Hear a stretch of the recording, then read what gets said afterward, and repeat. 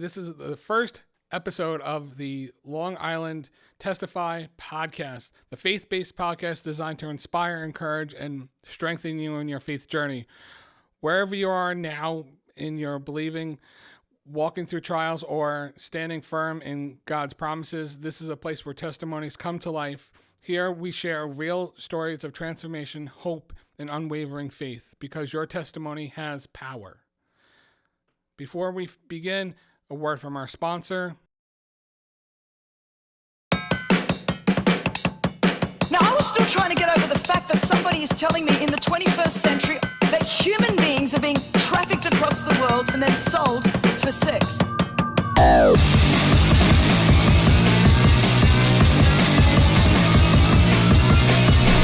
And it is easy to ignore suffering on the earth and not get involved and feel hopeless.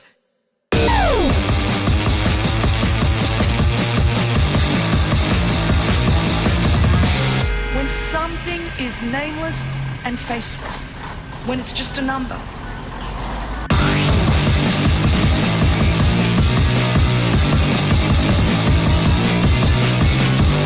But all of a sudden, you put a name and you put a face to that number and everything changes.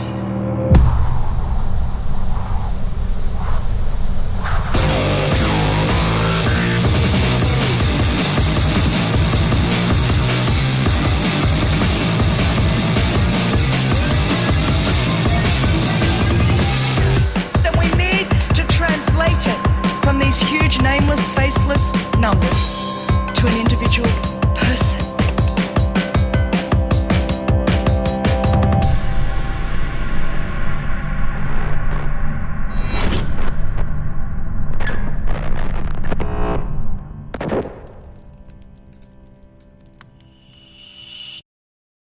Hey there, welcome back to the podcast.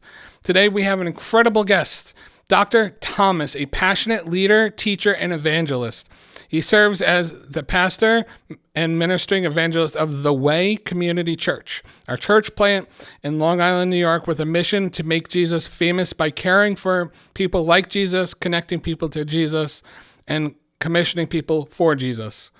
Dr. Thomas has dedicated his life to discipleship, equipping others to live out the gospel with a strong academic background, including a PhD in theology and Christian apologetics.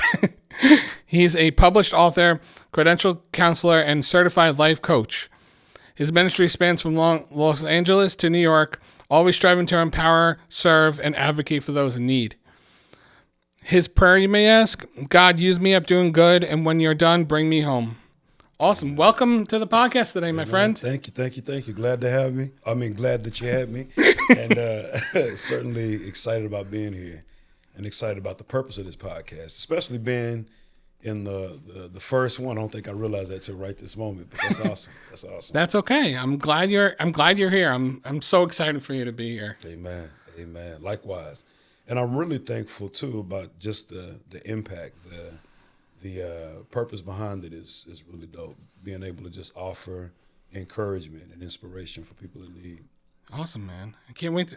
So why don't you tell us a little bit about yourself? Can you share your faith journey and how did you come to know Christ? Yeah, absolutely. I think that if I were to just articulate the trajectory of my faith, it would probably resonate most with the fact that my mother was an amazing woman of God, and she's got roots of faith, and that's kind of like the foundation. That would be the fact that I grew up always hearing about, always in worship, things of that nature, from an instructional inception standpoint. But then in my own personal life, I've gone through enough to make me know not just cognitively that God is a thing, but to know that nobody but God could have done what he's done has been impactful for me. Yeah. And that's, from God bringing me out of some addictive behavior, to sparing my life from stupidity, to giving me a second and third and fourth chance over and again. That's kind of been my journey. And I think that if people can know the God that I know, you'd never want to do life without him. Yeah. You know, so yeah, that's kind of the trajectory. Yeah. Yeah. Was there like a specific moment that kind of like changed everything for you? Like you're like an aha moment? Probably several. Yeah, it's probably several. I will say this. I know when I was in high school, I've always been curious about religion and curious about people's walk with God and their faith and things like that. But I did have a couple of moments where, especially early on in seminary, I was encouraged as a young man. Oh, you should be, a preacher. You're passionate about God. You like helping and things like that. But there was this one guy who was like, man, you have way too many questions, way too many questions, and this can't be answered in a just a simple Bible study. You got to go and learn and go to school. And like that was the first time I was like, oh, so y'all go to school for this stuff? Yeah. Like preachers go to school? And he was like, yeah, of course. And so off to seminary I go. And in those moments, that's where my brain was really wrestling with, okay, so we all, and I'm Christians, of course, we have these sets of beliefs, and these people have these sets of beliefs. Why are there so many different beliefs? Why are there so many different avenues of people calling on God? We're calling on God. Our Jewish friends are calling on Jehovah. Our Muslim friends are all these different walks. And that really just made me dig in and ask other questions like, well, how do I know that this is true? Yeah. And it just opened up the door, and that first exposure to learning about the reliability of the Bible, learning about Jesus as an actual human being who lived in an actual city from an actual place, and the events around his life, the events of his death, the most likely conclusion of his resurrection. That was my greatest aha. And that was the epiphany that made me say that this thing called Christianity is not just unique or awesome, but it's different than any other worldview. And being able just to be rooted in something to where it's not just something you do, and it's not similar to what other people do, but it is the best worldview that a person could have. That was a turning point for me. That's amazing, my friend. So like, how was your relationship with God? How has it shaped like your why now and your purpose in life? Like now that you've gone to school for it and you got your PhDs in it. That's amazing. When you sent me that, like how was it like shaped like your why? Like did a light switch kind of come in your head? Or like to get into ministry? Like did it come right away? Like, oh, I should be a church planner, or I should be a speaker, or like or was it something you kind of like God guided you in? Yeah. I think it was a little bit of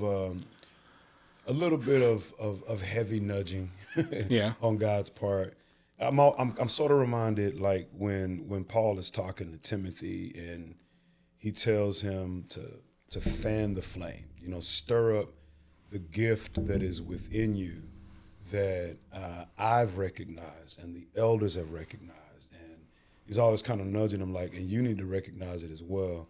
Some of where I've found myself, I know, has been through the nudge, through the encouragement of other people. And then some of it is where I think the understanding of being called is probably the best understood.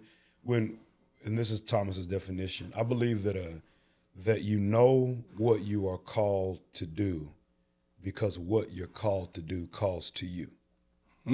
Okay, I like that. Yeah, and meaning that you don't have to be told the thing that you're called to do. Nobody has to say,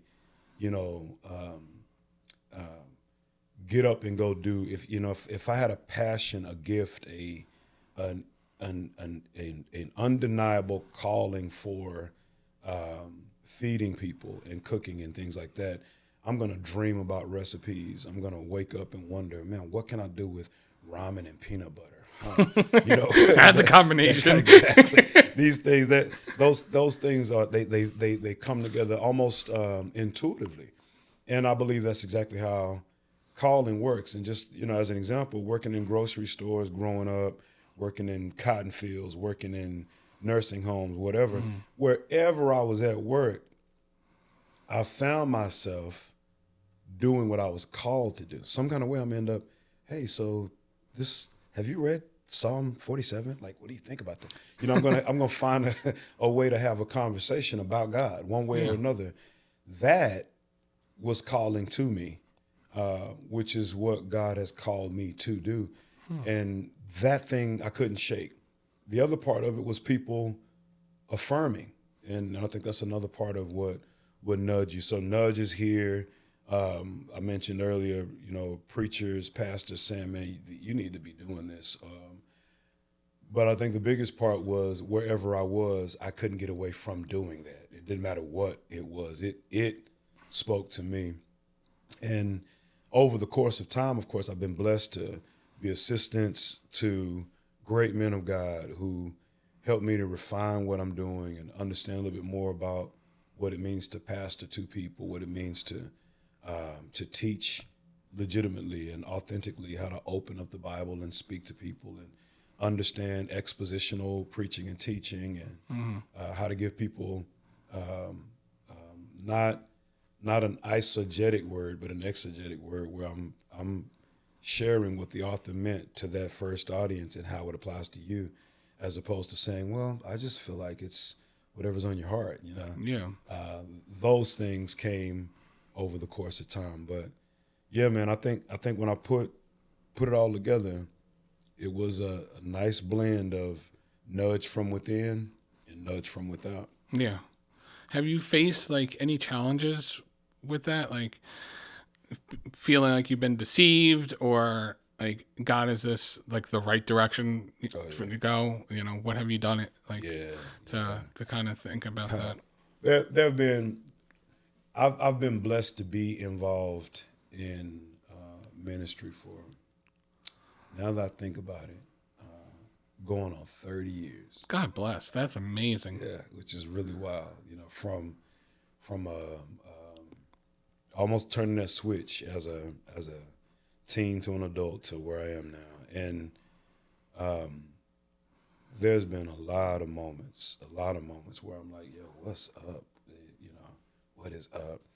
And some of it in relationships, past relationships.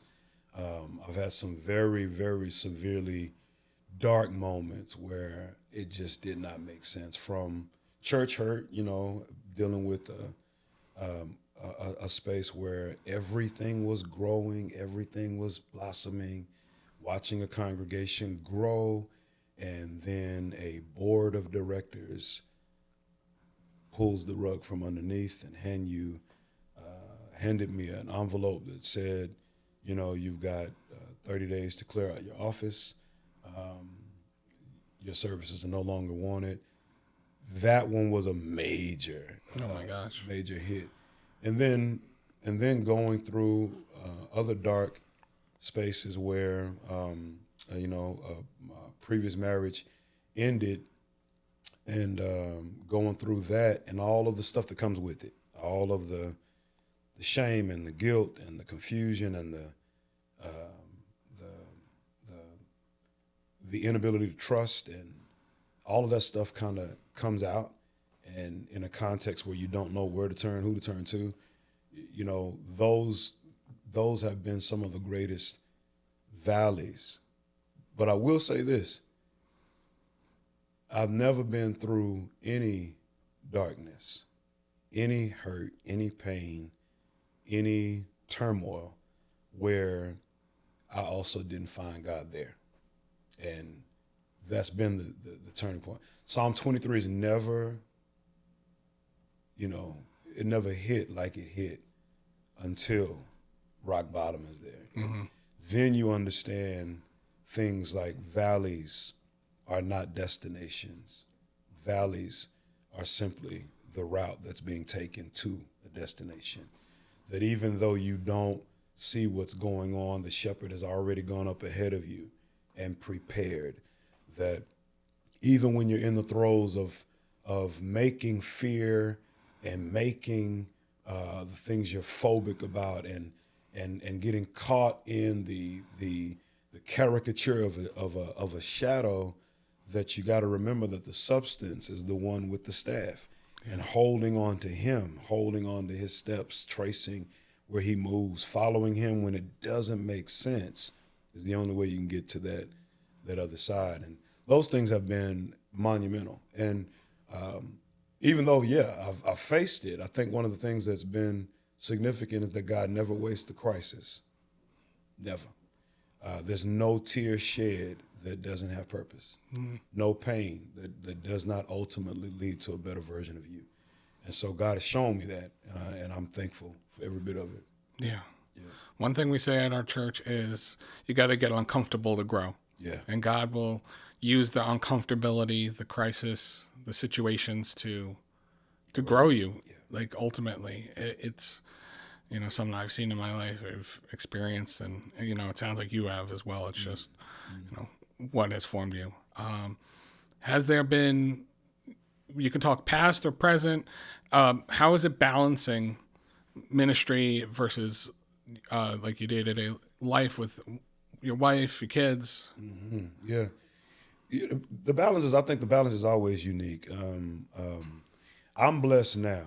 I've God has supplied me with a rib, and I'm thankful for who she is. I'm thankful for the fact we've got this kind of one mantra that we live and die by, that you've got to love God more than you love me, and we'll always be all right if that is the case. And I'm thankful because she has a passion for God that's second to none, and she's also a co-laborer. So much of the balance is almost like, because it's such our life, it's in harmony. We're almost in rhythm with what we do. We're in rhythm with how we grind. We're in rhythm with, dreaming for and thinking about and being passionate about what could be next for God's people and what could be next for the kingdom. Mm-hmm. And that's been tremendous. And that balance has been awesome with her. With my children, I'm in a new phase. I've got some adult children that are trying to figure it out. I've got some little ones that are cross country in light of my situation. So connecting with them and communicating with them has been a little bit of a challenge, but I'm thankful for technology. Yeah. Thankful for where they are and how they're growing, and their willingness to continue to be the best that they can be. It's been awesome. But yeah, I think with anything, man, a lot of it is just making sure that you put the right things in the right place and stay consistent. Mm-hmm. If there's anything that I've learned that's kind of that can hurt with regard to the juggling match, is consistency. Got to be consistent. I believe that consistency is it. I feel like God honors consistency. Yeah. One thing we were talking about, we were doing a finance class at our church, and one of the things were you got to show up. Yep. And even if it hurts, even in the grind, show up, and God will come through. Yes, sir. And it's one of those things that it's been a struggle in my life too, is just being consistent. Because I got all my kids and just trying to juggle them, and just wanting to do the best for everybody. And it's like, well, I can't. No, like figuring out how to do. I think exactly you're right. that. You're absolutely right. Have you ever had to make a tough decision based on your faith? So was there some that you had to, like, what would God say about this versus, what would what would my flesh say? What would my wife say? Could you speak to that at all? Yeah. I've had several, man. I think, obviously with relational things that they come up all the time, but I would say even with choosing to step into ministry, I shared earlier that did some work with grocery stores and things like that, and I was at a crossroads in light of a crisis, and I was very much set on saying I'm done. I'm gonna walk away. This is not for me. Maybe God, you got the wrong guy. Mm-hmm. Obviously I'm not suited for it. Blah blah blah. So I was in a real severe funk,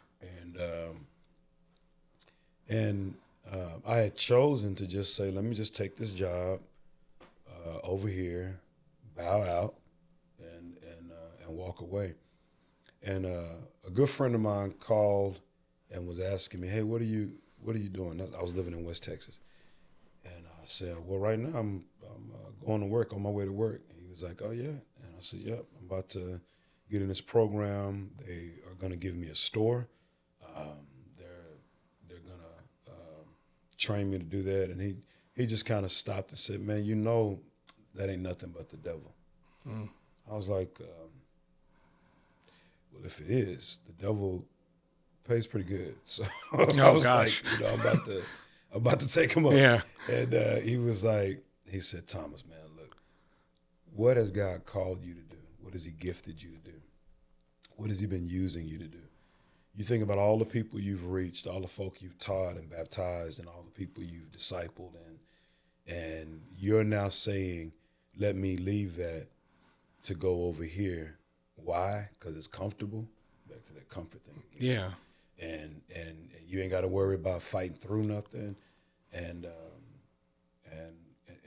he said a few other things, but the one thing that did get me, it was like, you can't take territory for the kingdom without cost. Are you really just going to say, I'm going to forego it because it's going to cost you? And that was a faith crisis for me, because in my mind, I wasn't real sure God still had his hands on me. And so I was like, I'm bowing out in light of that. But you can't make a move of faith and see everything. Yeah. So that was one of the greatest moments for me anyway, where it turned. I have not turned back since then. It turned, and every time from that point where I found myself in a spot where I don't know. I kind of go back, I loop back to that. And the same faith it took to step out is what I'm taking to step forward, to step on, to continue taking steps, because that's just the nature of a faith move. So that was definitely one that echoed later on, Yeah. I've had similar instances that God, I prayed to him. I was like, what do you want me to do? Like, this is coming back. It was a big move 4 years ago that with TechLight, that we weren't sure like what the move was. Like, should I look for a part-time job, especially with the kids? We were trying to figure something out, praying, and a big job came through, and it was ultimately a God move, because there was no other way. It was what kept the door open, because we're like, God, this is your ministry. If you want it to continue, this is what we're presenting to you, and to this day, we continue to honor him. And even with my son going through his health, my older son going through his health issues, there's been times that even my pastors ask me, like, do you want to take a step away for a time? And I'm like, I don't want to, because I want God to honor what I'm doing, and ultimately, like, healing my son. That's how I'm looking at it. Yeah. There is a cost to it, but there's, I know God, and I have faith in God that he's going to do these things. Amen. It's ultimately like it's a game changer. And yes, this is about a week to week sometimes. Yeah. but I know God is there at the end. He's there at the end of it. And, there's been droughts, I'm sure you've had it too. Like you feel like you're in the desert, like, God, where are you? Yep. Like, what's going on? Why? Like, and then he comes through, and I'm excited to see that. Being involved in ministry, it's just one of those exciting things. Like, I resonate, man. That's where we are right this minute, and in our shift, congregationally, we preached the death and the burial of our former existence, and now we are the Way community, and we're looking for what God is going to do, and to start out small and see the numbers where they are, and to be in a space that's too little for you, and to have these challenges about people that can't even come in. All those things are like, all right, God, we're watching you, we're trusting you. If it's going to be done, it'll necessitate you doing, you making your move. We're going to do our part, but bust the move, God. We're right here with you, And he will. I resonate. Yeah, I resonate. He will, ultimately. So let's see. So do you have like a cool little, not cool little, but it could be cool, I guess. I don't know. Like an inspirational Bible verse, like you kind of like guide you a lot. Like anything come to mind? Yeah, I mean, there's a lot of them that come to mind. I think for me, as far as like a marching text, a drumbeat text, it'd be this one right here. For by what a man is overcome, by this he is enslaved. Okay. For by what a man is overcome, by this he is enslaved, and it has helped me to kind of build. There's an acronym I live by, that I will not be dominated by anything in this created world because of who my creator is. And because he has power over it, I will not allow it to have power over me. So my stance is to face it.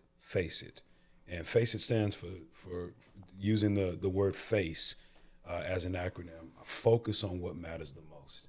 Focus on what matters the most. Sometimes the reason why we get overwhelmed is because we're focusing on the wrong thing, not the right thing. Yeah. Think about Peter in the storm. You weren't focused on Jesus, you focused on the storm. Yeah. But you got to focus on what matters the most at all times. Number two, though, acknowledge how you feel.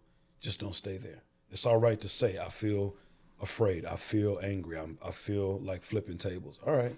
Yeah. Acknowledge how you feel. Just don't stay there, because feelings can be false commentary for your life. Yeah. C, create a plan. What are you going to do? What are you going to do? This is where you are. This is what you got. This is what's ahead of you. All right, cool. What are we going to do? What's the plan? When you don't have a plan, all you're doing is saying, let me settle in to the muck that I have. But then the E, you got to execute. It's one thing to face it. Focus on what matters the most. It's one thing to acknowledge how you feel. It's another thing to create the plan. But now, execute. Get it done. Otherwise, for by what is overcoming you, as the text says, for by what a man is overcome, by this he is enslaved. If you don't overcome what is trying to overcome you, you become its slave. I refuse to be a slave. Amen. Yeah. Wow. Hear that? Face it. Gotta face it. Face it. That's amazing. Oh my gosh, man. That's so good. We'll do a last question quick. So you could do in regards to facing it. Yeah. What is something that hold on to you, that you, let me word this. How do you keep your faith strong when things get tough? Do you face it? Yeah. Like that? I do, actually. Because, going back to an earlier statement that I mentioned, because I believe that faith in many ways takes a horticultural kind of thing. I know that the seed of what I plant won't be seen immediately when I plant it. And the Bible as well, faith, we walk by faith and not by sight. Faith is the substance of things hoped for, the evidence of things unseen. So since I don't necessarily see it right then, but I'm faithing it, and my faithing it may be me facing it. So even if I don't necessarily say, man, this is right here in front of me. I know God is going to. God, this season is a lot longer than the other one. I still have to practice faith in the season that I'm in. Winter is a season, but it demands faith, just like spring, fall, etc. So what are you faithing while you're facing what you're in right now, you know? And sometimes it's just a matter of planting it, watering it, watching the sun do what it does until breakthrough takes place. And breakthrough, even though that's what I want to see, I got to have enough faith to know the seed is doing what it's doing. It's the unseen thing, the roots, and it goes down before it comes up. So since it has to go down before it comes up, I don't need to trip about what I don't see. I know something's going down that I don't see in order for what I want to see to happen. That's a God move. So that reminder is what keeps me focusing on what's happening. It keeps me saying, even if I'm in them throes, like, man, I don't want to be here. Cool, it's the season that you're in. So what's the plan going to be? Well, work the season according to the season. If it's harvest season, reap. If it's planting season, plant. If it's waiting season, wait. But learn how to practice faith in the season that you're in. And God is going to do what he's going to do. So, yeah, to answer the question, yes, absolutely. That's awesome, man. So good to have you on the podcast. I am so thrilled that you're here. And do you want to do a quick plug-in for The Way? Listen, I want to encourage anyone who is in the Nassau County area or wherever to plug in to The Way community. You can find us on YouTube. You can find us in the OC where we worship 24 Woods Avenue. Love to have you. You are my guest. You are my guest. So come through, worship. And if you want to be a part of a growing community where your gifts are welcome at the table, please come to The Way. Awesome. Thank you so much, my friend. Amen. Thank you, bro. Appreciate it. Great seeing you. Thank you so much for being on there. Amen. Check us out online on the Testify Long Island podcast. Got to be posting more. If you want to be on the podcast, you have a faith-driven story, give us a reach out, and we'd love to talk. Take care, guys.